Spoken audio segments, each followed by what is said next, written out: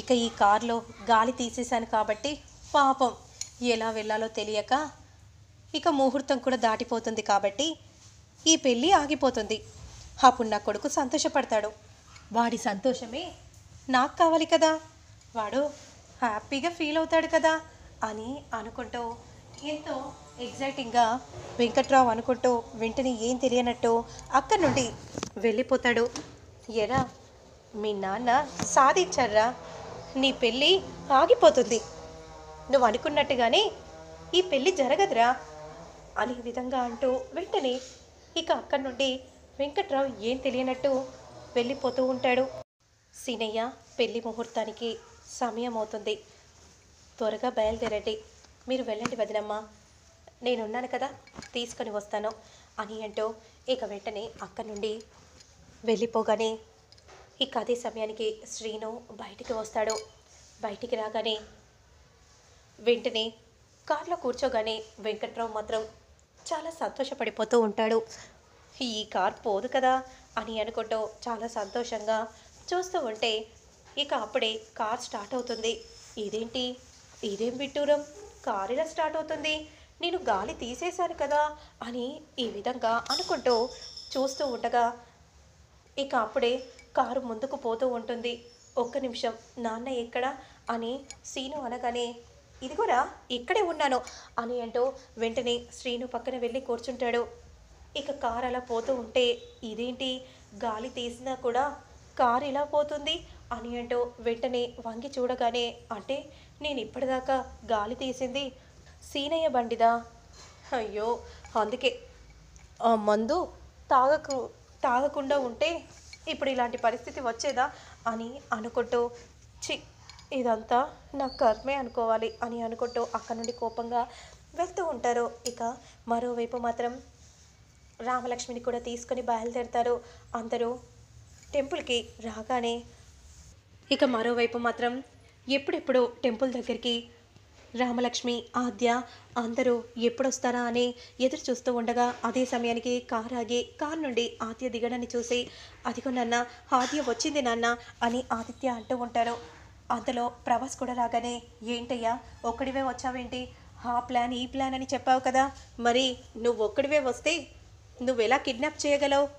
నేను కిడ్నాప్ చేయగలనండి, నేనొక్కడనే కాదు, అదిగో ఒక్కసారి అటు చూడండి, మీరు అనుకున్నట్టుగా ఆద్యని కిడ్నాప్ చేయాలి, ఆద్యనే కిడ్నాప్ చేస్తాను, మీరు చూస్తూ ఉండండి అని ఈ విధంగా అనగానే వెంటనే స్వాముల గెటప్లో నడుచుకుంటూ వస్తూ ఉంటారు. చూసారా వీళ్ళను రౌడీలు అని అంటే గుర్తుపడతారా, ఈ గెటప్లో వాళ్ళని ఎవ్వరూ గుర్తుపట్టరు, మీరు కంగారు పడకండి, మీరు అనుకున్నది అనుకున్నట్టుగా ప్లాన్ సక్సెస్ అవుతుంది, నా మీద నమ్మకం ఉంచండి, ఎందుకంటే నా నమ్మకం ఎప్పుడూ నిజమే అవుతుంది, నేను ఏ ప్లాన్స్ చేసినా కూడా ఆ ప్లాన్స్ సక్సెస్ అవుతుంది, సక్సెస్ అవ్వాలి, సక్సెస్ అయ్యేలా నేను చేస్తాను అని ఈ విధంగా అనగానే వెంటనే శేషు, ఆదిత్య ఇద్దరు అలానే ప్రభాస్ని చూస్తూ ఉంటారు. ఇక మరోవైపు మాత్రం ఇక గుడికి వెళ్తూ ఉంటారు. ఇక మరోవైపు మాత్రం ఆద్య ఫోన్లో మాట్లాడుతూ ఉంటుంది. ఇక అప్పుడే మన పనిని త్వరగా పూర్తి చేసుకొని రండి, సరే అన్న మేం చూసుకుంటాం అని విధంగా అంటూ వెంటనే ఆద్య మాట్లాడుతూ ఉన్న దగ్గరికి దొంగ స్వాములు నడుచుకుంటూ వస్తూ ఉంటారు ఆద్యను కిడ్నాప్ చేయడానికి. ఇక మరోవైపు మాత్రం కళ్యాణ మండపంపై శ్రీను కూర్చుంటాడు. నాన్న అయిపోయింది నాన్న, ఇక అంతా అయిపోయింది, ఇక ఏదీ లేదు నాన్న, నా ప్రేమను నేను చంపుకోవాల్సిందే నాన్న అని విధంగా అనగానే ఇక వెంకట్రావు మాత్రం చాలా బాధగా దీనంగా చూస్తూ ఉంటాడు. అసలు నీకు ఇలాంటి పరిస్థితి వస్తుందని నేను అనుకోలేదురా, నీకే ఇలాంటి పరిస్థితి ఎందుకు రావాలరా అని విధంగా అంటూ చాలా బాధపడిపోతూ ఉంటాడు వెంకట్రావు. ఇక మరోవైపు మాత్రం అస్మిత ఫోన్ చేస్తుంది. ఏమైంది అస్మిత, ఏంటి ఇలా ఫోన్ చేసావు? సార్ సార్ మీతో ఒక ముఖ్యమైన విషయం మాట్లాడాలి సార్, మీరు త్వరగా ఇంటికి వచ్చి నన్ను తీసుకెళ్ళండి, అమ్మ వాళ్ళు ఎంత చెప్పినా వినట్లేదు సార్, ఇదంతా కూడా మీరు ఆడుతున్న నాటకం, రామలక్ష్మి పెళ్ళిని చెడగొట్టడానికి, మీరు అదే గుళ్ళో నా మెడలో తాళి కట్టాలని అనుకుంటున్నారు, మీరు వచ్చి మా అమ్మ వాళ్ళకు చెప్పి కళ్యాణ మండపానికి నన్ను తీసుకెళ్ళండి సార్. సరే అస్మిత, నువ్వు అక్కడే ఉండు, నేను ఇప్పుడే బయలుదేరుతున్నాను అని అంటూ ఇక వెంటనే అక్కడి నుండి శౌర్య అస్మిత దగ్గరికి బయలుదేరుతాడు. మరోవైపు పూజ జరుగుతూ ఉంటుంది. అమ్మ, వధువురాల్ని తీసుకొని రండి అని అనగానే సీను పక్కన రామలక్ష్మిని కూర్చోబెడతారు. రామలక్ష్మి చాలా బాధపడిపోతూ ఉంటుంది. ఇంకొద్దిసేపట్లో బావ నా మెడలో తాళి కడితే అప్పుడు బావకి భార్యగా నేనుంటాను కదా, మరి నా ప్రేమ అని అనుకుంటూ చాలా బాధపడిపోతూ ఉంటుంది. పంతులు గారు మంత్రాలు చదువుతూ ఉంటారు. ఇక అదే సమయానికి ఇరువురికి కూడా బట్టలు పెడతారు. మరోవైపు ఆద్య ఫోన్లో మాట్లాడుతూ ఉంటుంది. అప్పుడు వెంటనే దొంగ గెటప్లో ఉన్న స్వాములు మాత్రం ఆద్య దగ్గరికి వస్తూ ఉంటారు. ఇక అదే సమయానికి నేను ఎలాగైనా సరే ఆద్యతో మాట్లాడాలి అని అంటూ వెంటనే బట్టలు పెట్టిన చీరను పక్కకు పెట్టి రామలక్ష్మి ఆద్య కోసం వెతుకుతూ ఉంటుంది. ఇక అప్పుడే ఆద్యపై ముసుగును వేస్తారు. వెంటనే దొంగ స్వాములు అక్కడి నుండి ఆద్యను తీసుకెళ్ళిపోతారు. అన్న, మీరు చెప్పినట్టుగానే కిడ్నాప్ చేశామన్నా అని విధంగా అనగానే ఇక చాలా సంబరపడిపోతూ ఉంటాడు ప్రభాస్.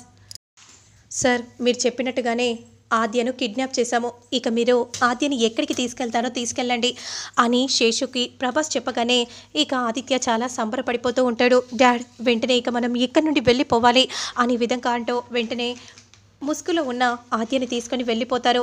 మరోవైపు జానకి మాత్రం రామలక్ష్మి రూమ్ దగ్గరికి రాగానే రూమ్లో రామలక్ష్మి కనిపించదు. రామలక్ష్మి కోసం అటు ఇటు వెతుకుతూ ఉంటుంది జానకి. రామలక్ష్మి ఎక్కడ కనిపించట్లేదేంటి, ఎక్కడికి వెళ్ళింది అని అంటూ చాలా కంగారు పడిపోతూ వెంటనే ఎంత వెతికినా కూడా కనిపించకపోవడంతో రఘురామ్కి చెప్పగానే రఘురామ్ షాక్ అయిపోతాడు. ఇక అదే సమయానికి ఆద్య రఘురామ్ దగ్గరికి రాగానే ఏమైంది పెద్దనాన్న, అంత కంగారు పడుతున్నారు, రామలక్ష్మి కనిపించట్లేదమ్మా అని అనగానే ఒక్కసారిగా కుప్పకూలి క్రింద పడుతుంది. ఇక అప్పుడే రామలక్ష్మి చేతిలో ఉన్న ఫోన్ పట్టి క్రింద పడి ఉండడాన్ని చూసి ఆది షాక్ అయిపోతుంది. రామలక్ష్మి శౌర్య దగ్గరికి వెళ్ళిపోయిందమ్మా, వెళ్ళిపోయింది. ఈ నాన్న అవసరం లేదని, పరువుతో సంబంధం లేదని వెళ్ళిందమ్మా. ఇప్పుడు నేను నా మొహాన్ని ఎలా చూపించాలి అని విధంగా అంటూ రఘురామ్ చాలా బాధపడిపోతూ ఉంటే, పెద్దనాన్న, రామలక్ష్మి శౌర్య దగ్గరికి వెళ్ళలేదు పెద్దనాన్న. ఏంటమ్మా ఏమంటున్నా, ఎవరో కిడ్నాప్ చేశారు పెద్దనాన్న అని అనగానే రఘురామ్ షాక్ అయిపోతారు. ఏమంటున్నావమ్మా, రామలక్ష్మిని ఎవరో కిడ్నాప్ చేయడం ఏంటి? అవును పెద్దనాన్న, కావాలంటే ఇదిగో మీరే చూడండి, ఈ ఫోన్ పట్టి ఇక్కడ పడిందంటే బలవంతంగా తీసుకెళ్ళిపోయారు అని విధంగా చెప్పగానే రఘురామ్ షాక్ అయిపోతాడు. ఇదంతా ఆ శౌర్యగాడి పనే అయ్యి ఉంటుంది పెద్దనాన్న. తెలియకుండా ఒకరిని నిందించడం కరెక్ట్ కాదు కదా. లేదమ్మా, వాడే ఏదో ఒకటి చేస్తాడు, ఎవరికి అవసరం ఉంటుంది అని విధంగా అనగానే ఇక అదే సమయానికి శౌర్య అస్మితను తీసుకుని పెళ్లి మండపానికి రావడాన్ని చూసిన రఘురామ్ షాక్ అయిపోతాడు. మరి రామలక్ష్మి ఎక్కడికి వెళ్ళింది అని అనుకుంటూ అలా షాకింగ్గా చూస్తూ ఉంటాడు. అదే సమయానికి కంగారు పడిపోతూ ఉన్న ఆద్యను పిలుస్తాడు. ఏమైంది, ఏం జరిగింది ఆద్య, రామలక్ష్మి కనిపించట్లేదు అని అనగానే ఇక శౌర్య ఒక్కసారిగా షాక్ అయిపోతాడు. అస్మిత చేయిని వదిలేస్తాడు. అస్మిత మాత్రం షాకింగ్గా శౌర్యని చూస్తూ ఉండిపోతుంది. మరి ఆ తర్వాత ఏం జరుగుతుందనేది మళ్ళీ నేను నెక్స్ట్ వీడియోలో అప్లోడ్ చేస్తాను, లేట్ చేయకుండా చూసేయండి.